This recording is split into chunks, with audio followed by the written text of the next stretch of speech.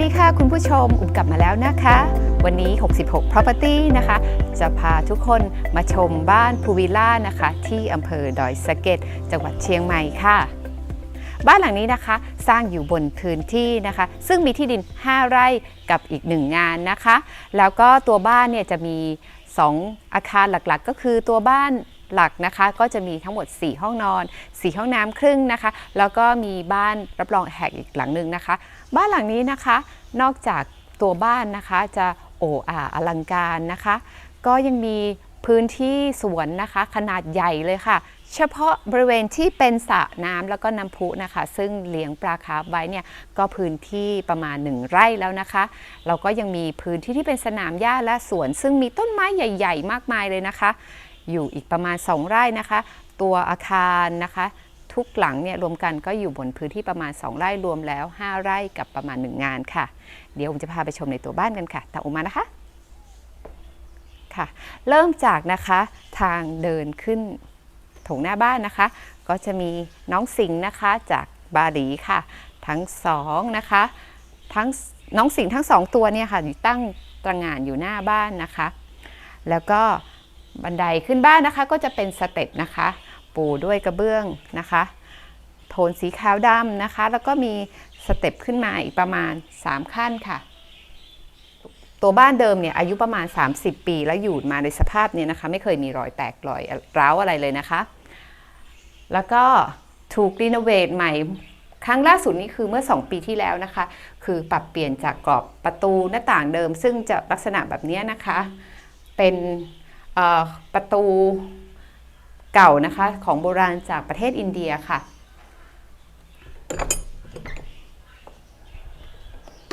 ประตูเนี่ยมีความสวยงามมากเลยนะคะคือเจ้าของบ้านนะคะชอบตกแต่งบ้านนะคะด้วยของเก่าค่ะซึ่งในบ้านจะมีทั้งของเก่าที่นำมาตกแต่งจากทั้งของอินเดียปากีสถานนะคะแล้วก็ประเทศจีนนะคะปนๆกันนะคะแล้วก็มีของบางส่วนจากยุโรปค่ะนี่เป็นประตูโบราณนะคะค่อนข้างหนักนะคะค่ะตรงโถงรับรองตรงนี้นะคะก็จะเป็นส่วนของห้องรับรองแขกนะคะเพดานจะสูงประมาณ3 เมตรนะคะแล้วก็เล่นระดับนะคะพื้นจะเป็นพื้นไม้สักนะคะเดิมจะเป็นไม้สักสีไม้สักเลยแต่ตอนนี้เราเพ้นท์นะคะให้เป็นสีย้อมไม้นะคะให้เป็นสีแดงเพื่อที่จะตัดกับผนังที่เป็นสีเทานะคะทางด้านนี้นะคะตรงมุมนี้เนี่ยจะเป็นมุมที่เจ้าของบ้านสามารถที่จะดูกล้องวงจรปิดได้นะคะซึ่งมีทั้งหมด8 กล้องด้วยกันนะคะห้องโถงกว้างมากนะคะอยู่ที่ประมาณ40 ตารางเมตรค่ะนะคะบ้านหลังนี้เนี่ยจะขายพร้อมเฟอร์นิเจอร์บิวอินนะคะแต่ถ้าเป็นเฟอร์นิเจอร์ลอยตัวเนี่ยอันนี้จะต้องมาคุยกันนะคะในเรื่องของถ้ามีการต่อรองราคาหรือขอเจรจาซื้อบางอย่างถ้าชอบนะคะก็สามารถคุยได้ค่ะนะคะตรงนี้จะเป็นเตาผิงนะคะที่สามารถใช้งานได้จริงนะคะแล้วก็จะมีตัวนี้จะเป็นกระจกที่เราสั่งทำขึ้นมาเพื่อไม่ให้สะเก็ดของไฟนะคะกระเด็นมาสู่พรมนะคะตกแต่งขอบด้วยนะคะหินอ่อนค่ะ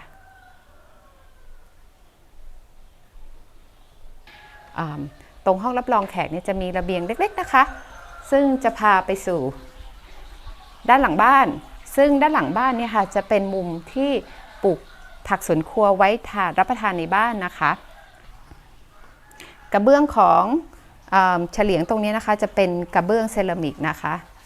กระเบื้องดินเผาโบราณของทางเหนือเรานะคะห้องรับแขกนะคะจะเชื่อมต่อกับห้องดูทีวีของครอบครัวนะคะเป็นห้องอ่านหนังสือด้วยค่ะห้องดูทีวีนี้จะมีขนาดประมาณ22 ตารางเมตรนะคะค่ะมีตู้นะคะใส่หนังสือนะคะ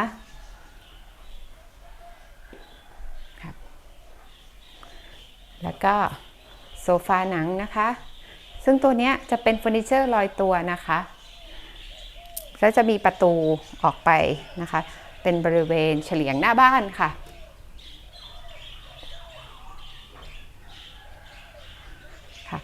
เสียงหน้าบ้านนี้ก็จะสามารถนั่งเล่นได้นะคะตรงนี้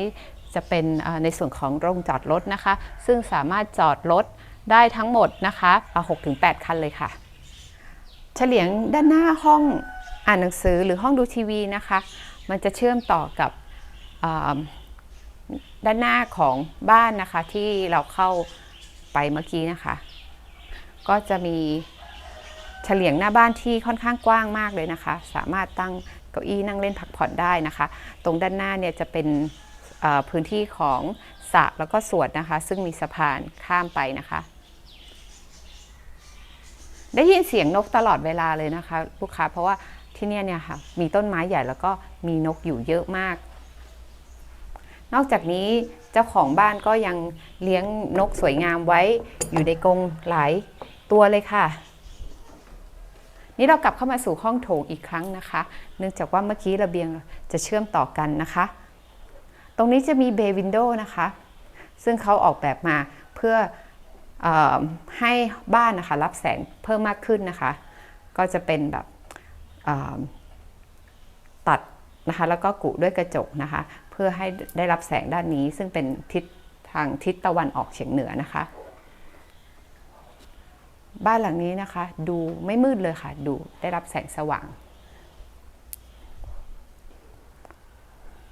ค่ะอย่างที่ผมแจ้งไปให้ทราบนะคะเบื้องต้นก็คือบ้านหลังนี้เนี่ยมีอายุของตัวโครงสร้างเนี่ยอยู่ที่ประมาณ30 ปีแต่เพิ่งรีโนเวทเสร็จนะคะไม่ถึง2 ปีที่ผ่านมานี่เองก็คือเมื่อก่อนเนี่ยพื้นไม้จะเป็นของเดิมนะคะแล้วก็ทางลูกกรงเนี่ยก็จะเป็นไม้หมดเลยค่ะก็จะเป็นแบบทรงกลมๆเป็นลูกกรงกลมๆที่เอาไม้ไปกลึงนะคะเขาก็เปลี่ยนเป็นแบบนี้นะคะเพื่อให้สไตล์ของบ้านเนี่ยมันดูคลาสสิกขึ้นนะคะดูละมุนแล้วก็ดูดีดูสวยงามขึ้นค่ะทาง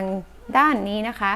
เดี๋ยวเราจะยังไม่ขึ้นไปดูชั้น2นะคะเดี๋ยวจะพาไปชมของในส่วนของห้องครัวและห้องรับประทานอาหารก่อนนะคะซึ่งเชื่อมกับห้องโถงค่ะแต่ว่าจะมีสเต็ปลงมานะคะประมาณ4 ขั้นนะคะค่ะเป็นบ้านที่ค่อนข้างเล่นระดับนิดนึงนะคะแล้วก็ด้านหน้าของห้องนี้เนี่ยก็จะมีเฉลียงบ้านหลังนี้เฉลียงเยอะนะคะจะมีเฉลียงแทบจะทุกห้องเลยไม่ว่าจะเป็นชั้นล่างหรือว่าชั้นบนนะคะตรงนี้ก็จะมีเฉลียงนั่งเล่นนะคะซึ่งจะเป็นวิวของสนามหญ้านะคะถนนถ้าตอนเช้าที่เรานั่งเล่นตรงนี้นะคะเนื่องจากตรงนี้เป็นทิศตะวันออกก็จะมีแดดอ่อนๆลงมานะคะเป็นแดดที่ค่อนข้างเฮลตี้นะคะหรือว่าเป็นแดดที่ดีต่อสุขภาพนะคะสามารถมานั่งชิลตรงนี้นะคะดื่มกาแฟได้นะคะจะเห็นถนนซึ่งโค้งมาตามถนนของทางเข้าบ้านนะคะตรงนี้นะคะจะเป็นนะคะเครือของดอกชมจันทร์นอกจากส่งกลิ่นหอมนะคะปลูกเป็นไม้ประดับก็ยังรับประทานได้ด้วยนะคะเนี่ยมีประโยชน์แล้วก็เป็นยาด้วยเช่นกันค่ะบ้านหลังนี้มีมุมนั่งเล่นพักผ่อนมากมายจริงๆนะคะตรงนี้ก็สามารถนั่งเล่นได้นะคะนั่งดื่มกาแฟได้อีกเช่นกันนะคะสำหรับคนที่ชอบมีเพื่อนฝูงหรือว่าต้องการใช้บ้านหลังนี้นะคะเป็นบ้านตากอากาศนะคะแล้วเป็นครอบครัวใหญ่บ้านหลังนี้เหมาะมากเลยนะคะมีสระว่ายน้ำระบบเกลือนะคะเป็นรูปโค้งตรงฝั่งนู้นเป็นรูปโค้งแล้วก็ตรงนี้เป็นรูปเป็นทรงเหลี่ยมนะคะความกว้างเนี่ยคืออยู่ที่5 เมตรคูณกับ10 เมตรนะคะเป็นระบบเกลือนะคะมีพื้นที่ที่จะวางเก้าอี้นะคะอาบแดดนะคะอาจจะเพิ่มได้อีก2 ตัวนะคะเป็น6 ตัวนะคะแล้วก็มีพื้นที่สนามหญ้าที่มากกว่า2 ไร่ค่ะตรงด้านนู้นจะเป็นบ้านสปาหรือบ้านรับรองแขกนะคะตรงนี้จะเป็นโซนบาร์บีคิวซึ่งสามารถที่จะจัด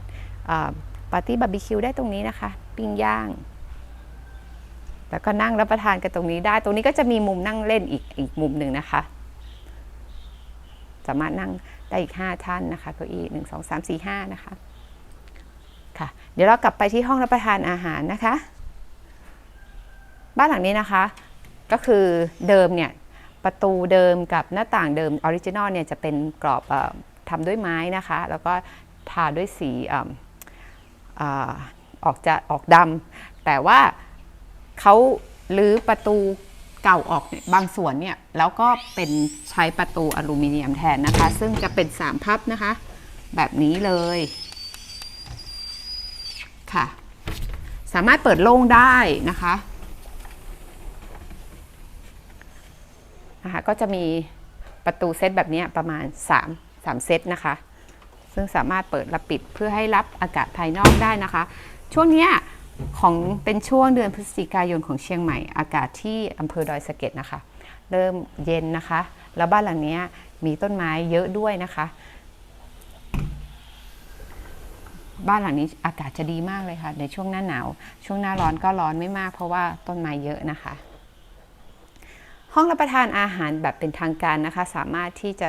รับแขกได้ถึง8ท่านค่ะทำด้วยไม้จริงนะคะแล้วก็ขาเป็นเหล็กนะคะ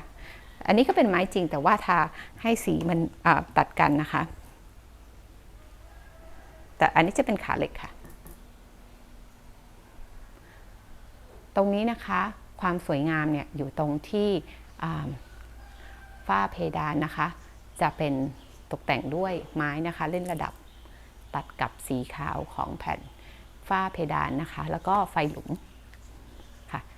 ทำให้ห้องนี้เนี่ยสวยมีเสน่ห์แล้วก็คลาสสิกนะคะจากงานไม้อันนี้จะเป็นเคาน์เตอร์บาร์นะคะบิวอินนะคะแต่อันนี้เนี่ยเป็นเคาน์เตอร์ลอยตัวนะคะซึ่งซื้อมาจากบ้านถวายเพื่อตกแต่งนะคะตรงนี้เราสามารถที่จะเตรียมพวกเครื่องดื่มนะคะแล้วก็สามารถที่จะดื่มเสิร์ฟตรงนี้เสิร์ฟที่สระว่ายน้ำหรือ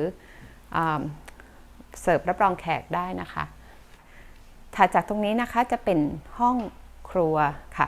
ซึ่งเป็นครัวฝรั่งนะคะด้านนี้จะเป็นห้องนอนนะคะบ้านหลังนี้เนี่ยจะมีทั้งหมด4ห้องนอนคือจะมีห้องนอนชั้นล่างอยู่1ห้องค่ะนะคะเดี๋ยวพาเข้าไปชม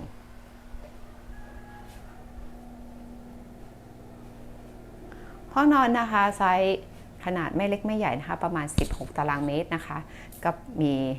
เตียงขนาด5ฟุตนะคะหรือควีนไซส์นะคะทาสีขาวนะคะสีสบายตานะคะก็ตกแต่งด้วยภาพนะคะค่อนข้างน่าอยู่เพราะว่าเห็นวิวสวนค่ะนะคะบิวอินตู้เสื้อผ้านี่ก็จะเป็นโทนสีขาวนะคะห้องน้ำก็จะเป็นชาวเวอร์นะคะมีเครื่องทำน้ำอุ่นนะคะ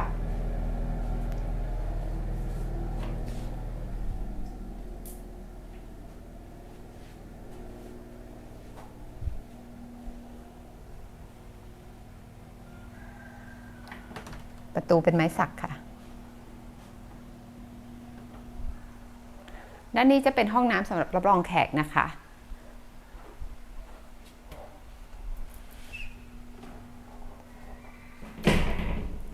จะมีโถสุขภัณฑ์และโถปัสสาวะสำหรับท่านชายด้วยค่ะ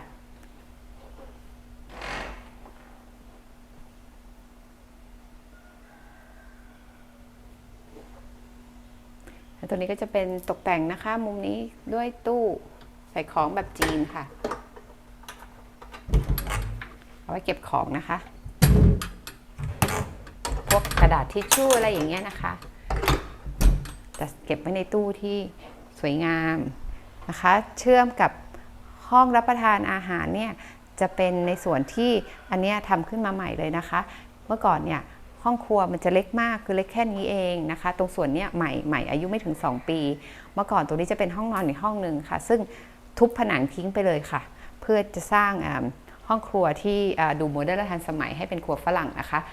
เพราะเมื่อก่อนนี่จะเป็นบ้านแบบไทยไทยอะค่ะก็ห้องครัวก็จะเล็กๆนะคะ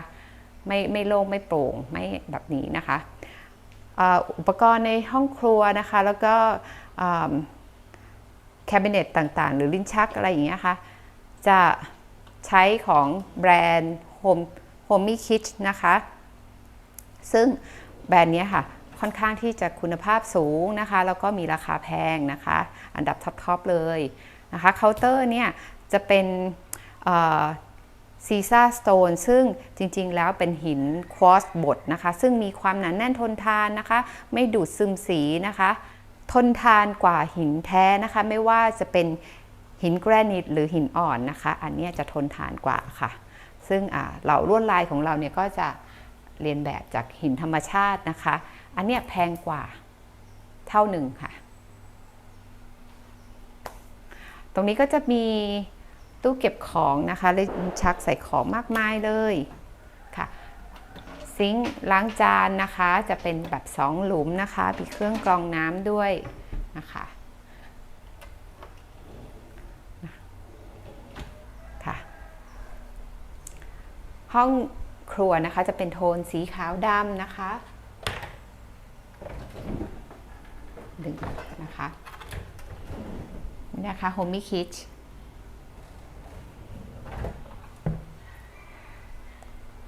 แล้วก็มีเตาแก๊สนะคะ3หัวดูดควันนะคะบริเวณที่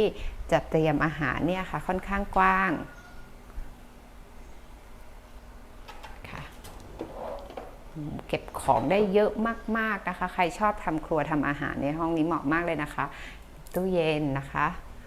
เตาอบแล้วก็ไมโครเวฟนะคะแบบฝังแบบบิวอินตัวนี้ก็ยังมีช่องมีตู้เก็บของเพิ่มอีกนะคะแก้วกาแฟตรงนี้เป็นมุมกาแฟค่ะว้าว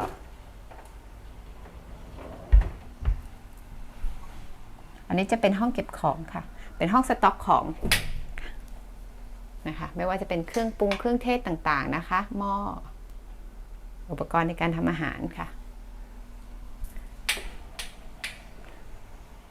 มีหน้าต่างกว้างนะคะสามารถที่จะระบายอากาศได้นะคะคนที่ไม่ชอบแมลงอาจจะต้องเพิ่มมุงลวดนะคะบานมุงลวดตรงนี้นะคะก็จะมีหน้าต่างกว้างนะคะที่เห็นตรงนี้จะเป็นรั้วนะคะรั้วด้านหลังบ้านซึ่งด้านหลังนะคะจะเป็นคลองที่มาจากน้ำมาจากเขื่อนนะคะแม่กวงค่ะสามารถดูดน้ำจากด้านนอกเนี่ยค่ะปั๊มสูบแล้วก็มาเก็บเอาไว้รดน้ำต้นไม้ในสวนได้ค่ะพื้นของตรงนี้นะคะจะไม่ใช่เป็นพื้นไม้เหมือนในห้องรับแขกกับห้องรับประทานอาหารตรงนี้จะเป็นกระเบื้องนะคะโอเวอร์ไซส์ลายหินอ่อนนะคะสีเทาอ่อนนะคะแล้วด้านนอกก็ยังจะมีโต๊ะรับประทานอาหาร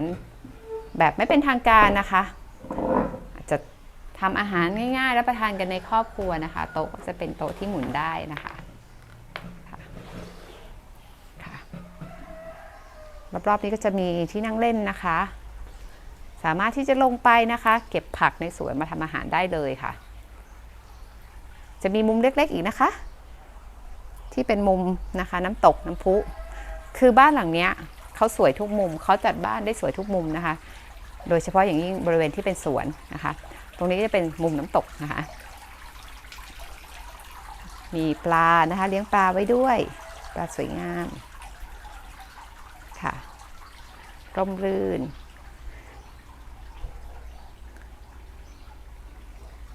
ชอบมากเลยเพราะว่าผมมีความเป็นแม่บ้านแม่เรือนนะคะชอบทำอาหารแต่ไม่ค่อยมีเวลาค่ะเพราะต้องเป็น working woman ด้วยนะคะอันนี้มีแบบ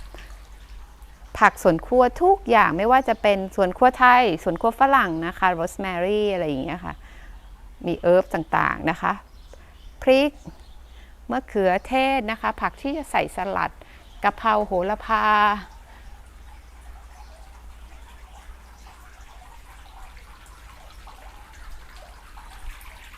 ด้านหลังบ้านนะคะก็จะมีห้องซักผ้านะคะคือเมื่อก่อนเนี่ยเป็นห้องน้ำแต่ว่าถูกปรับเปลี่ยนเป็นห้องซักผ้าแล้วก็มีเครื่องซักเครื่องอบค่ะเป็นห้องที่ไว้เก็บอุปกรณ์ทำความสะอาดของแม่บ้านค่ะ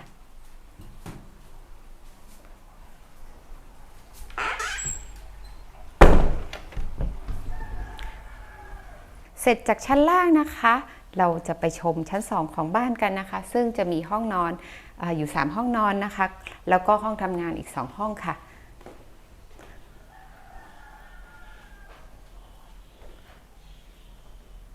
ดูการตกแต่งนะคะของบ้านนะคะบ้านเนี่ยเก่าแต่ไม่เก่าอ่ะดูคลาสสิกน่าอยู่มากๆเลยตอนแรกนะอุ๋มได้ยินว่าบ้านหลังนี้อายุ30 ปีแล้วอุ๋มแบบเอ๊ะบ้านหลังนี้จะสวยไหมแต่พอเข้ามาแล้วคือเจ้าของเขาทำบ้านนะคะได้สวยมากได้น่าอยู่นะคะดูอบอุ่นแล้วแบบฟีลลิ่งคือมันได้อะมันเป็นแบบบ้านสำหรับครอบครัวมัน very homey นะคะแบบดูแบบ มันมีความอบอุ่นมันมีความน่าอยู่มันอยู่แล้วดูแล้วมีความสุขอะค่ะยังไงบอกไม่ถูกอันนี้คือไม่ได้แบบจะเชียร์ขายนะคะแต่รู้สึกอย่างนั้นจริงๆตอนแรกเนี่ยพอได้ข้อมูลเบื้องต้นมาอะไรอย่างเงี้ยเราก็ยังคิดเลยว่าเฮ้ยบ้านมันเก่าอะ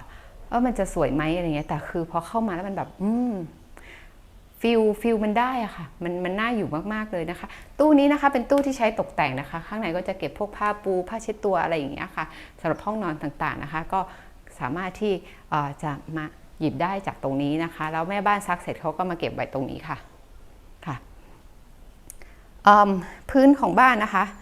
ด้านนอกนี่ก็จะเป็นไม้สักแผ่นใหญ่ๆเลยนะคะสีเดียวกับข้างล่างเลยนะคะซึ่ง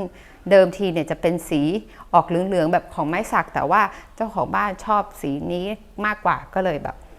นะคะย้อมสีไม้ให้เป็นออกโทนสีแดงๆเพื่อจะได้ตัดกับขอบประตูหน้าต่างที่เป็นสีดำนะคะอันนี้จะเป็น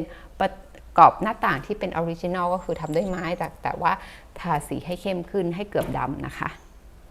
แล้วก็บานที่เราทำขึ้นมาใหม่บานอลูมิเนียมเนี่ยเราก็เลยแบบเลือกให้สไตล์มันคล้ายๆกันนะคะก็จะเป็นแบบสีดำเข้ากันดูแล้วดูไม่แตกต่างกันเลยนะคะค่ะอันนี้จะเป็นของตกแต่งนะคะที่เป็นของวินเทจเช่นกันตัวนี้จะเป็นโถงนั่งเล่นนะคะซึ่งอยู่หน้าห้องนอนเล็ก2ห้องนะคะจะมีห้องนอนเล็ก2ห้องทางนี้กับทางนี้ซึ่งมีห้องน้ำในตัวทั้งคู่เลยค่ะเดี๋ยวเราชมห้องโถงก่อนค่ะห้องโถงนี้ขนาดกว้างนะคะกว้างประมาณ6เมตรคูณ6เมตรค่ะเป็นห้องโถงนั่งเล่นนะคะตกแต่งด้วยกระจกบานใหญ่เลยนะคะของอินเดียนะคะแล้วเก้าอี้เนี่ยจะเป็นของเก่าของฝรั่งเศสนะคะซึ่งไม่ได้เปลี่ยนผ้าบุอะไรใดๆทั้งสิ้นนะคะก็ยังเป็นของเดิมๆอยู่นะคะหัวม้าที่เป็นหินนะคะเป็นของตกแต่งพรมนะคะแล้วก็โคมไฟนะคะแบบโมร็อกกันด้านหน้ามีเฉลียงนั่งเล่นค่ะมีเก้าอี้2ตัวนะคะเป็นของโบราณเช่นกันนะคะเป็นของวินเทจแต่ว่าเบาะเนี่ยทำขึ้นมาใหม่ค่ะเป็นบริเวณที่นั่งเล่นนั่งคุยนะคะแล้วก็สามารถดื่มกาแฟนะคะกลับเข้าไปในตัวบ้านนะคะเป็นตัวบ้านบริเวณชั้น2นะคะตรงระเบียงนะคะพื้นจะเป็นกระเบื้องเซรามิกค่ะ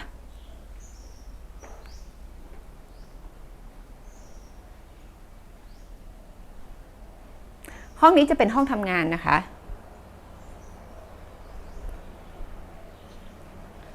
จริงๆบ้านนี้เนี่ยอยู่กันแค่2คนนะคะหลักๆก็เลยบ้านก็เลยค่อนข้างจะใหญ่ไปแล้วก็ทางเจ้าของบ้านเนี่ยเขาเป็นชาวออสเตรเลียนะคะซึ่งผลกระทบจากโควิดทำให้เขาเนี่ยไม่ได้กลับไปเยี่ยมครอบครัวประมาณเกือบ3 ปีแล้วค่ะก็รู้สึกเหงามากๆเลยมีความรู้สึกว่าอยากจะกลับไปอยู่ที่นู่นนะคะเขาก็เลยอยากจะย้ายละนะคะตรงนี้เป็นห้องทำงานนะคะ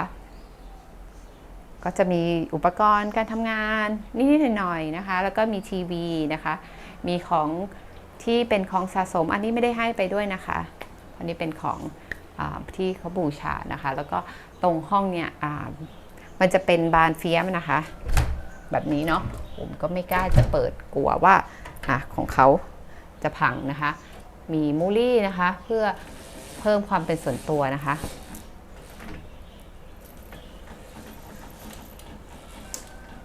ระเบียงด้านนี้ค่ะจะเปิดออกมานะคะ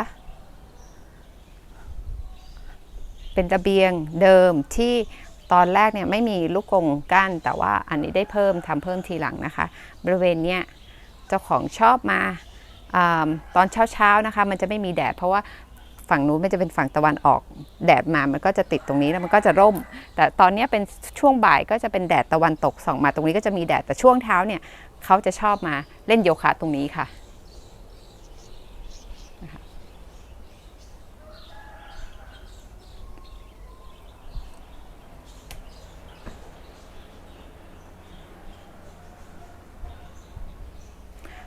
ถ้าลูกค้านะคะชอบเฟอร์นิเจอร์ตัวไหนเนี่ยมันสามารถคุยได้นะคะแต่จะไม่ได้ไปทุกชิ้นนะคะก็ไม่ว่าจะเป็นพวกพรมอะไรเพราะมันคือของสะสมทั้งนั้นเลยอะค่ะห้องนี้จะเป็นห้องนอนเล็กนะคะซึ่งเป็นห้องนอนของแขกนะคะไว้สำหรับรับแขกก็จะตกแต่งด้วยของโบราณเตียงนี้จะมาจากบ้านถวายนะคะเป็นเตียง ทรงโบราณนะคะแล้วก็ตัวบิวอินเนี่ยมันก็เป็นของเดิมอยู่แล้วนะคะแต่ว่าเฟอร์นิเจอร์บางอย่างจะเป็นของวินเทจนะคะกรอบรูปของตกแต่งอะไรเงี้ยจะเป็นของวินเทจทั้งนั้นเลยนะคะซึ่งมันเป็นรสนิยมส่วนตัวซึ่งคนที่ไม่ชอบก็อาจจะไม่ต้องการก็ไม่เป็นไรนะคะพรมเนี่ยก็เป็นของวินเทจเป็นของสะสมแต่คืออย่างที่ผมแจ้งก็คือถ้าเกิดว่าชอบอันไหนก็ลองคุยดูนะคะขอซื้อต่อได้อะไรอย่างเงี้ยค่ะทุกห้องจะมีหน้าต่างนะคะแล้วก็มีระเบียงด้วยค่ะนะคะสามารถรับลมได้มีอากาศระบายนะคะห้องไม่อับแน่นอนนะคะมีระเบียงมีเครื่องปรับอากาศฝั่งตรงนี้คือเป็น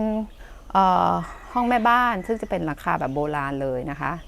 และอันนี้เป็นหลังคาแบบเดิมของบ้านนะคะน้ำฝนที่เก็บได้จากชายคาเขาเรียกว่ารังดินนะคะของบ้านนี้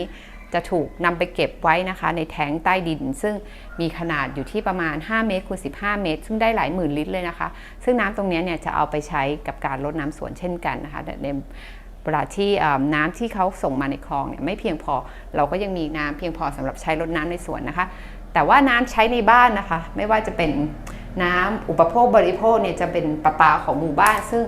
ซึ่งปั๊มไปเก็บไว้ในแท้งข้างบนนะคะเสร็จแล้วเนี่ยน้ำมันก็จะใช้แรงโน้มถ่วงของโลกเนี่ยค่ะส่งมาเป็นน้ำซัพพลายให้เพราะว่าบ้าน2 ชั้นต้องใช้แรงดันนิดนึงแต่ก็ต้องทาวเวอร์หรือถังเก็บน้ำที่สูงเนี่ยมันมีแรงดันเพียงพอนะคะตรงนี้ก็จะเป็นห้องอาบน้ำของห้องแขกก็จะเป็นห้องชาวเวอร์นะคะเป็นเรนชาวเวอร์มีเครื่องทำน้ำอุ่นนะคะสุขภัณฑ์เนี่ยมันไม่ใช่ของ30 ปีแน่นอนคือทุกอย่างเนี่ยเปลี่ยนใหม่หมดค่ะไม่ว่าจะเป็นนะคะการปูกระเบื้องนะคะประตูกระจกทุกอย่างนะคะที่ใช้เป็นกระจกเทมเพอร์นะคะหรือกระจกนิรภัยที่มันแตกแล้วมันจะเป็นแบบเหมือนกระจกรถที่มันแตกแล้วก็เป็นชิ้นเล็กๆแล้วมันก็ไม่กระจายลงมานะคะค่ะอันนี้ก็จะเป็นประตูออริจินอลนะคะเป็นประตูไม้สักค่ะอีกห้องนึงนะคะก็เลเยอร์เหมือนห้องเมื่อกี้เลยค่ะขนาดใกล้เคียงกันหรือเท่ากันเลยนะคะ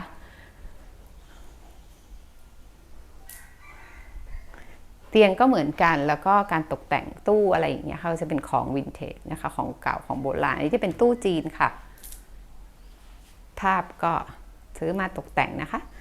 โต๊ะข้างเตียงเป็นโต๊ะจีนนะคะข้างหลังเป็นระเบียงนะคะเหมือนเมื่อกี้เลยนะคะแต่ว่าประตูเนี่ยจะเป็นประตูบานสไลด์นะคะอลูมิเนียมสีขาวนะคะวิวก็จะเป็นวิวสวนของเพื่อนบ้านหลังบ้านนู้นนะคะค่ะที่นี่ส่วนใหญ่นะคะเพื่อนบ้านจะเป็นแบบชาวบ้านนะคะซึ่งเป็นพื้นที่ที่ชุมชนไม่ค่อยหนาแน่นมากแต่ก็ไม่ได้เปลี่ยวนะคะมีเพื่อนบ้านอยู่นะคะ2 ด้านนะคะคือด้านหลังกับด้านฝั่งซ้ายมือเมื่อหันออกหน้าบ้านนะคะอีกฝั่งหนึ่งเป็นเนื่องจากบ้านเราเป็นบ้านหลังมุมนะคะก็จะมีถนนกั้นแล้วก็จะมีเพื่อนบ้านนะคะซึ่งเป็นร้านก๋วยเตี๋ยวค่ะห้องน้ำก็เลเยอร์เหมือนห้องเมื่อสักครู่นี้เลยค่ะ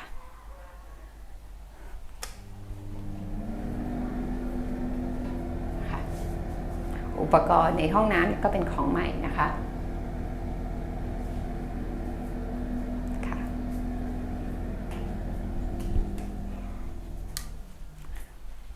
เดี๋ยวจะไปชมห้องนอนมาสเตอร์กันนะคะเป็นห้องที่มีขนาดใหญ่มากๆเลยค่ะห้องนอนมาสเตอร์ค่ะก็ตกแต่งด้วยประตูนะคะแบบโบราณอีกแล้วเป็นประตูไม้แกะสลักค่ะนะคะ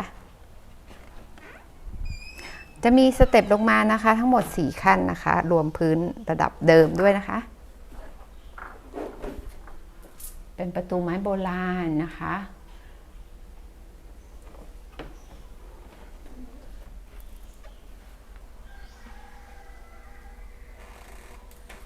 เวลาล็อกก็จะล็อกแบบนี้นะคะแล้วก็ใช้ตัวนี้ค่ะลงสลักเดี๋ยวสักครู่ค่ะต้องปิดพร้อมกัน2 ฝั่งเลยนะคะแล้วก็นี้ค่ะนะคะผนังนะคะทาด้วยสีที่ออกสีทองนะคะตกแต่ง ด้วยโต๊ะคอนโซลนะคะอันนี้จะเป็นหน้าต่างแบบออริจินอลที่เป็นบานไม้นะคะทาด้วยสีดำนะคะผนังทาด้วยสีทองค่ะพื้นไม้ตรงนี้จะเป็นไม้สักของเดิมเลยนะคะที่เป็นสีนี้นะคะไม่ได้ย้อมสีแดงเหมือนห้องด้านบนแล้วก็ชั้นล่างนะคะตรงนี้ก็จะเป็นปาเก้ไม้สักสีเดิมค่ะสีดั้งเดิมเลยจะเป็นแบบนี้ตรงนี้จะเป็นตู้เสื้อผ้าบิวอินนะคะก็จะมีของเดิมบวกกับของที่ทำเสริมขึ้นมาใหม่เพิ่มนะคะตรงนี้แล้วก็ตรงนี้ค่ะก็จะเป็นตู้เสื้อผ้ามากเป็นห้องแต่งตัวที่ค่อนข้างใหญ่เลยนะคะกระจกบานใหญ่ก็จะเป็นของโบราณค่ะเป็นของโบราณจากอินเดียนะคะค่ะห้องอาบน้ำนะคะจะเป็นโซนที่ทำขึ้นใหม่นะคะเป็นบานสไลด์นะคะแล้วก็มีอ่างอาบน้ำค่ะมีน้ำอุ่นนะคะจะโทนสีขาวนะคะตัดกับกระเบื้องตกลวดลายสีดำนะคะพื้นจะเป็นพื้นกระเบื้องนะคะที่ไม่ลื่นนะคะเป็นกระเบื้องกันลื่นออกสีเทาๆแนวสีสันจะออกไปในทางแบบปูนเปื่อยอะไรอย่างเงี้ยค่ะอันนี้จะเป็นตู้ไม้แบบทำแบบเรียนแบบโบราณนะคะอย่างล้างหน้าค่ะ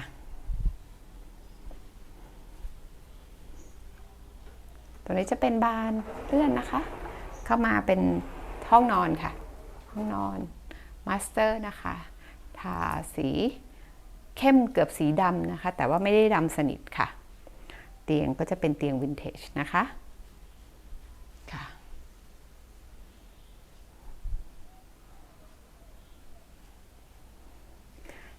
ในโซนของห้องนอนมาสเตอร์เนี่ยกว้างอยู่ที่ประมาณ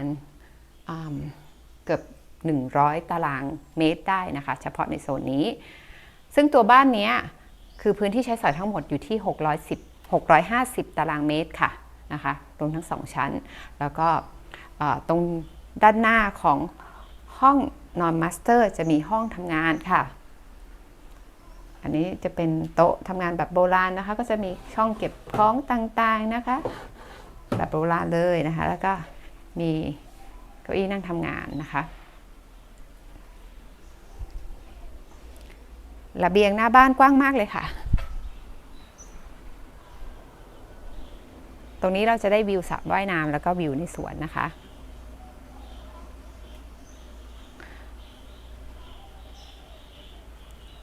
ตรงนี้ก็เป็นอีกมุมนะคะที่เหมาะสำหรับแบบเล่นโยคะได้นะคะหรือจะเพิ่มนะคะอุปกรณ์ออกกำลังกายนะคะตรงนี้ถ้ายังไงก็คือ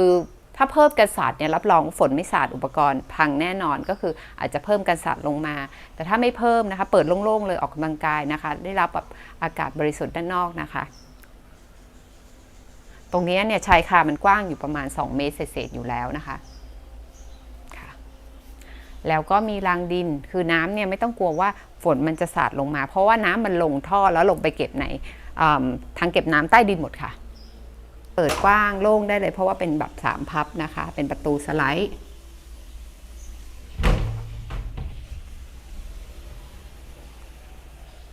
จริงๆเจ้าของบ้านนี่เขาชอบสไตล์คล้ายๆกันเลยนะคะเนี่ยคืออุ๋มไม่ชอบมุงลวด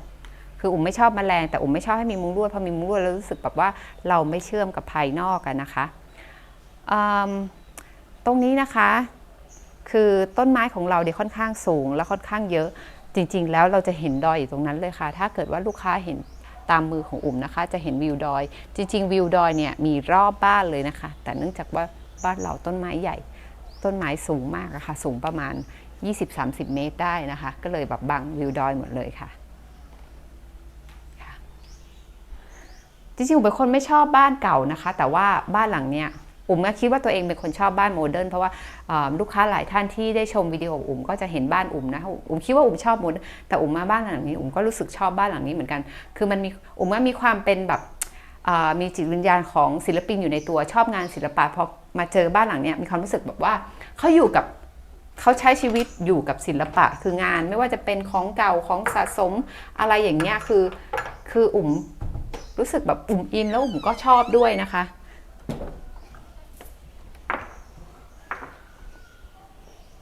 คือดูมันอยู่เข้ากันแบบลงตัวยังไงก็ไม่รู้ว่าคือชอบ แต่ไม่เป็นคนไม่ชอบบ้านเก่าไงคะแต่ว่าพอเอามาตกแต่งแบบนี้แล้วมีความรู้สึกชอบอุ๋มเคยไปอยู่ที่อินเดียแล้วก็เคยไปอยู่ที่ตะวันออกกลางอุ๋มจะมีความรู้สึกชอบแบบงานแบบนี้อยู่แล้วนะคะบ้านหลังนี้นี่ก็ค่อนข้างที่จะถูกใจเหมือนกันยังคิดเลยว่าบ้านเราอ่ะมีลูกมีเด็กหลายคนนะคะบ้านหลังนี้คือได้พื้นที่ด้วยแล้วก็แบบว่ามีสัตว์เลี้ยงอะไรอย่างเงี้ยค่ะมีนกมีไก่มีปลาคือลูกๆอุ๋มต้องเอนจอยมากๆเลยถ้าอุ๋มมีบ้านแบบนี้อยู่ก็คือแต่ข้อเสียก็คือสำหรับตัวเองนะคะไม่ใช่สำหรับทุกท่านคือสำหรับตัวเองเนี่ยข้อเสียของบ้านนี้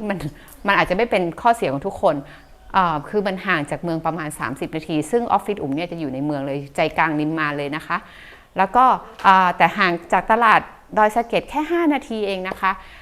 เดินทางไปเซ็นทรัลเฟสติวัลเนี่ยใช้เวลาประมาณ19นาทีนะคะถ้าไปถึงถนนท่าแพเนี่ยอุ๋มจับแล้วจะใช้เวลาเดินทางประมาณครึ่งชั่วโมงนะคะค่ะสระว่ายน้ำนะคะซึ่งเป็นสระว่ายน้ำระบบเกลือเนี่ยนะคะอันนี้จะทำขึ้นมาใหม่เช่นกันค่ะแล้วก็ความลึกของสระเนี่ยนะคะส่วนลึกที่สุดก็จะอยู่มุมนู้นซึ่งลึกประมาณ 1.8 เมตรนะคะแล้วก็ส่วนที่ตื้นที่สุดอยู่ที่ 1.5 เมตรค่ะมีทางบันไดทางลงนะคะมีระบบน้ำล้นนะคะเป็นรูปเหมือนหัวเรือค่ะนะคะหันหน้าไปทางทิศตะวันออกค่ะนะคะตรงนี้ก็จะเป็นห้องปั๊มนะคะปั๊มห้องเครื่องค่ะ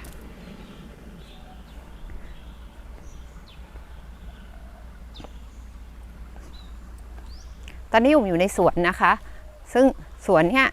นะคะจะปูด้วยหญ้า2,000ก็คือส่วนที่ร่มเนี่ยจะเป็นหญ้ามาเลย์แล้วก็ส่วนที่อยู่กลางแดดกลางแจ้งก็จะเป็นพวกหญ้านวลน้อยนะคะซึ่งเหมือนหญ้าที่ใช้ตามสนามฟุตบอลนะคะ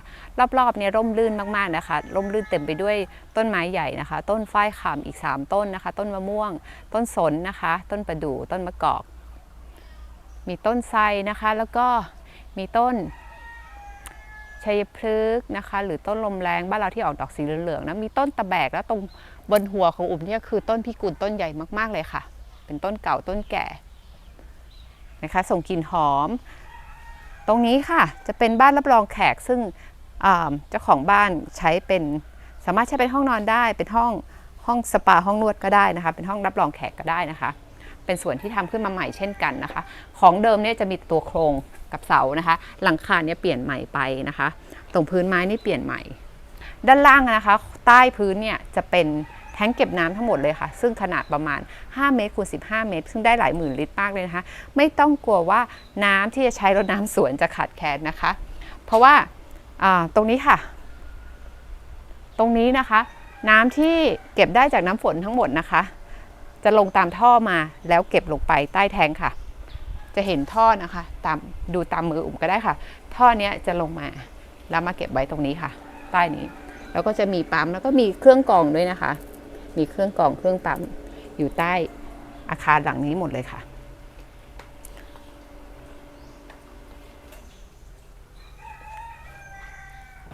ในห้องสปานะคะด้านหน้าเนี่ยก็จะมีมุมนั่งเล่นนะคะเป็นเฉลียงนะคะปูด้วยไม้จริงนะคะตอนนี้นะคะอุ๋มกำลังเลือกเมนูมัสซาจอยู่นะคะเมนูนวดนะคะมีทั้ง traditional Thai massage นะคะ1ชั่วโมงครึ่งนะคะราคา500 บาทนะคะ Royal Thai massage นะคะ1ชั่วโมงครึ่ง500 บาทนะคะ Foot massage 1ชั่วโมง300 บาทค่ะตอกเส้นมัสซาจ1ชั่วโมง600 บาทนะคะแล้วก็จะมีประคบสมุนไพรด้วยค่ะอุ๊ย ผมไม่ได้มาเพื่อมานวดที่นี่นะคะแต่ผมจะบอกว่าที่นี่เนี่ยนะคะคือทางเจ้าของบ้านนะคะเขาเคยดูแลนะคะในส่วนของเทอราปิสที่โรงแรมดาราเทวีชื่อดังของเชียงใหม่เลยค่ะแล้วเขาก็เลยนะคะจัดตรงโซนนี้นะคะ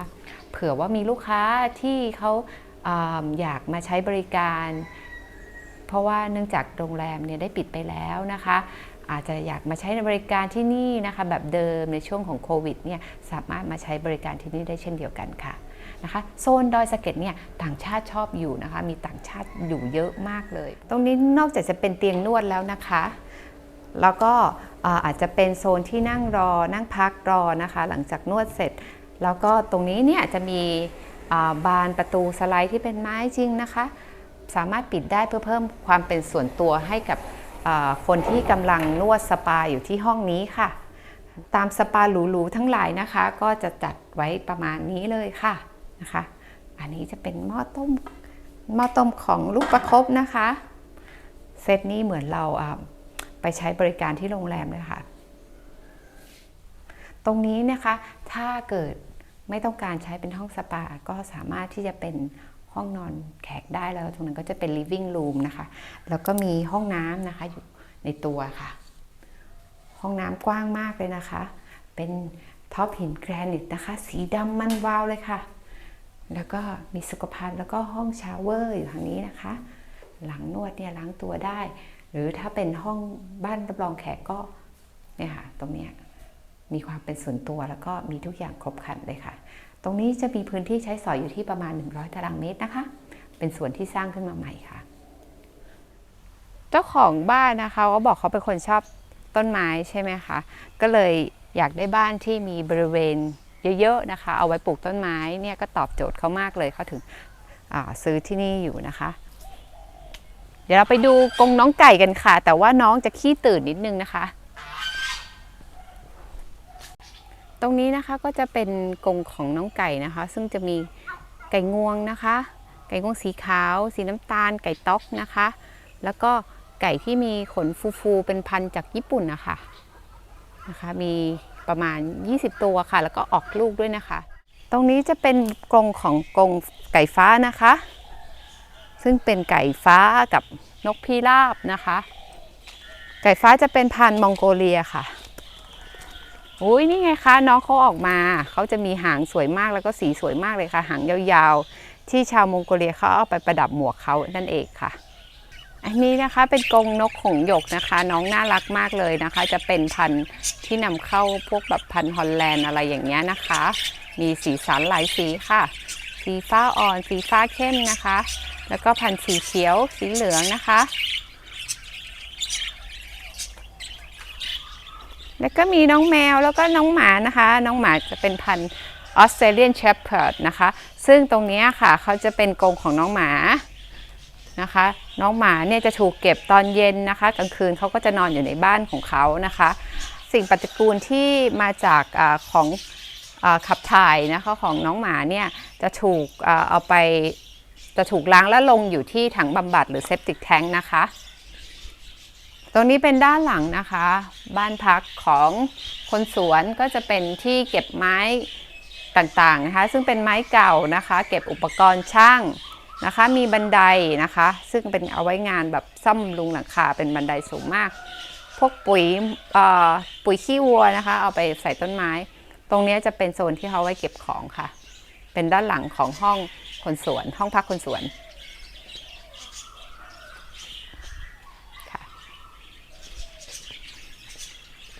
ลงรถทางนี้นะคะจะเป็นลงรถจอดรถกระบะไว้ของคนส่วน1คันนะคะนี่สามารถจอดได้2คันตรงบ้านจอดได้2คันแล้วก็มีลานจอดรถสามารถจอดเพิ่มได้นะคะตรงข้างบนค่ะจะเป็นห้องเก็บของนะคะซึ่งเก็บอุปกรณ์ต่างๆที่เป็นกล่องไว้นะคะตรงนี้ชั้นก็โทษค่ะตรงนี้ชั้นเอาไว้เก็บของนะคะแล้วก็มีห้องเก็บอุปกรณ์ช่างเครื่องมือต่างๆตรงนี้นะคะสามารถล็อกได้ด้วยค่ะตรงนี้จะปีบันไดปีนขึ้นไปนะคะเพื่อไปเอาของไปเก็บที่ห้องเก็บของค่ะคนส่วนเขาก็จะมีห้องพักในตัวห้องน้ำแล้วก็บริเวณที่เขาไว้ทำอาหารนะคะตรงนี้จะเป็นนะคะหอสำหรับเก็บน้ำนะคะเป็นน้ำประปาหมู่บ้านนะคะซึ่งจะดูดเก็บไปในแทงแล้วก็ปั๊มขึ้นไปเก็บข้างบนนะคะเพื่อให้น้ำเนี่ยเพียงพอสำหรับใช้งานในบ้านนะคะในบ้านพักอาศัยค่ะเพราะว่าน้ำฝนกับน้ำที่สูบขึ้นมาจากแม่น้ำเนี่ยเราจะไม่ใช้ในบ้านแต่ใช้ในสวนนะคะค่ะตรงนี้ก็จะเป็นที่เขาเอาใบไม้นะคะพอมันร่วงแล้วเขาจะมาเก็บตรงนี้เพื่อทำปุ๋ยนะคะแล้วก็ใส่พวกน้ำ EM อะไรอย่างเงี้ยค่ะเพื่อให้มันหมักแล้วก็กลายเป็นปุ๋ยอันนี้คือด้านหลังของห้องนอนแม่บ้านก็จะมีห้องน้ำนะคะห้องน้ำอยู่ฝั่งนี้แล้วก็มีอีกฝั่งหนึ่งด้วยนะคะตรงนี้จะเป็นโรงรถแล้วก็กรงน้องแมวค่ะโรงรถนี่ก็จอดรถ ได้หลายคันแล้วก็ค่อนข้างที่จะกว้างนะคะตรงอาคารนี้จะมีห้องน้ำอยู่2ห้องนะคะห้องนี้เนี่ยสามารถที่จะใช้ถ้าเรามีนอกจากคนสวยแล้วเรามีแม่บ้านอีกคนนึงสามารถอยู่แยกกันได้นะคะตรงนี้ก็จะเป็นค่ะเป็นอุปกรณ์เดิมของเขาคือจะมีครัวเล็กๆมีฮูดดูดควันแบบเดิมแต่ตอนนี้ไม่ได้ใช้งานก็เลยมาเก็บของอันนี้เป็นตู้เย็นเก่านะคะที่ยกมาเก็บไว้ที่นี่นะคะอาจจะให้แม่บ้านใช้งานได้อะไรอย่างเงี้ยค่ะตรงนี้ก็จะเป็นบริเวณซักล้างของแม่บ้านนะคะซักผ้าคีริ้วถูบ้านแล้วก็มีห้องน้ำจะมี2ห้องคือเมื่อกี้ด้านหลังแล้วก็ห้องนี้ค่ะตรงนี้ก็จะแบบมีเป็นมุมส่วนครัวมีตะไคร้ใบเตยมีทุกอย่างค่ะเป็นยังไงบ้างคะคุณผู้ชมนะคะตอนนี้ผมพาชมบ้านหลังนี้เสร็จเรียบร้อยแล้วนะคะถ้าลูกค้านะคะต้องการสอบถามข้อมูลเพิ่มเติมนะคะหรือว่าอยากนัดชมบ้านนะคะก็สามารถติดต่อเราได้ที่66 Property นะคะอย่าลืมกดไลค์กดแชร์ให้กำลังใจนะคะ YouTube Channel ของเรานะคะที่66 Property YouTube Channel นะคะแล้วก็แอดไลน์ได้ที่นะคะLine @66 Property นะคะสำหรับเว็บไซต์ของเราเนี่ยคือ66property.com ค่ะเบอร์โทรของอุ้มอยู่ข้างๆนะคะถ้าลูกค้าสนใจบ้านหลังใหญ่พื้นที่เยอะนะคะบ้านหลังนี้จะตอบโจทย์มากเลยนะคะพบกับอุ้มใหม่ในวิดีโอหน้านะคะสำหรับวันนี้ขอบพระคุณและสวัสดีค่ะ